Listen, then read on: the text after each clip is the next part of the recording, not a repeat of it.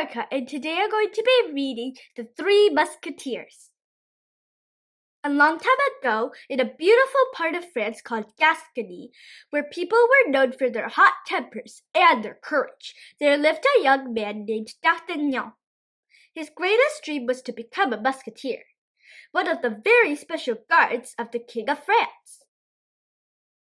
One day, D'Artagnan's father presented him with a letter and said, "Son, the time has come for you to make your fortune in Paris. Take this letter to Monsieur de Tréville. He's a fellow Gascon and the captain of the King's Musketeers. He'll help you." Then he added, "Listen carefully, for what I'm about to tell you is of most importance. Always defend your honor and always be determined and courageous." Eager to embark on his new life, D'Artagnan set off for Paris on the old family horse. The horse made a very loyal companion, but also a funny-looking one, since it happened to be covered in spots. On the way to Paris, D'Artagnan came to the town of Meung, where he crossed paths with a nobleman and his servants. "Ha! Will you look at that horse? I've never seen such a ridiculous sight. It's covered in spots," said the haughty nobleman. Chuckling, one of his servants replied, "Why, with all those spots, it looks more like a cow than a horse." And with that, all the men laughed loudly at D'Artagnan and his horse. Remembering his father's words, D'Artagnan bravely declared, "Here in my hand is a very important letter of introduction that will permit me to become a musketeer. Neither I nor my horse will be mocked by the likes of you." Singling out the nobleman, he added, "I demand an apology, or we'll face off in a duel." The man laughed even harder and shoved D'Artagnan. When he tried to fight back, he lost his balance and fell into a deep mud puddle. The men continued to laugh loudly as they left the scene. After D'Artagnan managed to get up and clean off as best as he could, he realized that the nasty nobleman had stolen his precious letter. Armed with the determination that his father had spoken of, D'Artagnan continued his journey. He no longer had the letter, but he still had his dream of becoming a musketeer. When at last D'Artagnan arrived in Paris, he wasted no time in calling for Monsieur de Tréville and requesting an audience with him. Monsieur de Tréville's impressive lobby was filled with musketeers, waiting for their turns to meet with him. As D'Artagnan looked about in awe, a loud voice suddenly announced, "D'Artagnan, Monsieur de Tréville will see you now."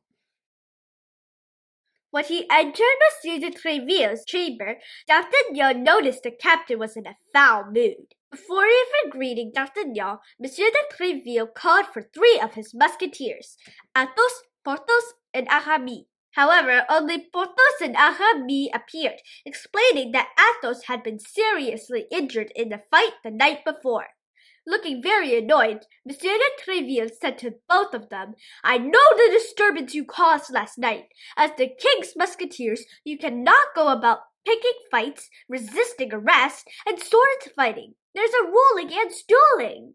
Then, having expressed his displeasure, Monsieur de Tréville dismissed the musketeers. Along with Monsieur de Tréville, D'Artagnan introduced himself. He told him of his wish to become a musketeer, and all about his unpleasant encounter with the nobleman from Meung who had stolen his letter of introduction. Impressed by his fellow Gascon's sense of honor, courage, and determination, Monsieur de Tréville offered to write D'Artagnan a new letter recommending him to the Royal Academy so that he could pursue his dream of becoming a musketeer. As Monsieur de Tréville was penning the letter, D'Artagnan looked out the window and quite unbelievably saw the mysterious nobleman from Meung. Without waiting for his new letter, he bolted after him. While in pursuit of the man, hot-headed D'Artagnan accidentally plowed into Athos, the musketeer who had been injured in the previous night's fight. Furious with D'Artagnan for hurting his already injured shoulder, he challenged him to a duel at 12 o'clock. D'Artagnan accepted the challenge. D'Artagnan then resumed his chase, this time running head-on into pompous Porthos, and accidentally exposing that Porthos's belt buckle only had gold on one side instead of both. Embarrassed, Porthos challenged D'Artagnan to a duel at 1 o'clock. D'Artagnan accepted the challenge. Again, D'Artagnan tried to resume his pursuit of the mysterious man from Meung. As he looked around, he saw Aramis, who, chatting with some gentlemen, was unaware that he was standing on a lady's handkerchief. D'Artagnan picked up the handkerchief and handed it to Aramis, who then accused him of being rude for drawing attention to the matter. He then challenged D'Artagnan to a duel at 2 o'clock. For a third time, D'Artagnan accepted the challenge. Now faced with the prospect of 3 duels in a row against excellent swordsmen, D'Artagnan realized that his chances of winning were not very good. Worried, yet determined, he courageously headed off to confront his opponents. When D'Artagnan arrived at the agreed-upon location, Athos was already there waiting for him, and was soon joined by Porthos and Aramis. D'Artagnan got into position, and Athos did the same. Just as the duel was about to begin, the men were unexpectedly interrupted by a troop of the Cardinal's guards. With their swords drawn and ready to fight, the Cardinal's guards rushed onto the scene, declaring, "Stop at once! There's a law against dueling! You're all under arrest!" But the Musketeers would not allow the Cardinal's guards to arrest them, and the guards would not back down. D'Artagnan had a decision to make. Would he fight on the side of the Cardinal's guards, or would he side with the King's Musketeers? Without hesitating, D'Artagnan joined the ranks of the Musketeers. A spirited sword fight soon broke out, with D'Artagnan using excellent swords technique and his best maneuvers. Thanks to him, the King's Musketeers soundly defeated the Cardinal's guards. The Musketeers were not only thankful for D'Artagnan's loyalty, but also impressed by his skillful fighting.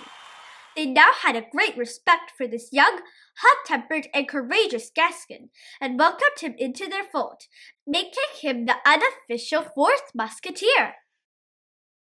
When the king heard of this latest brawl, he was not pleased. However, he was curious to know more about this man named D'Artagnan, who helped defeat the Cardinal's guard.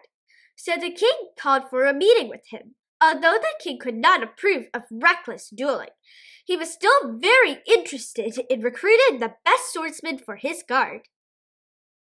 When D'Artagnan met with the king, he described the battle against the Cardinal's guard in great detail. Impressed, the king rewarded D'Artagnan with a large sum of money. D'Artagnan, in a gesture of friendship with the 3 Musketeers, shared the king's reward with them. D'Artagnan was overjoyed at having met the king and having earned the respect and friendship of the 3 Musketeers. He was now well on his way to becoming a real Musketeer of the Guard, and hoped to one day cross paths again with the mysterious man from Meung. All for one and one for all. The end. I hope you liked this video, and please subscribe to our channel. Bye bye!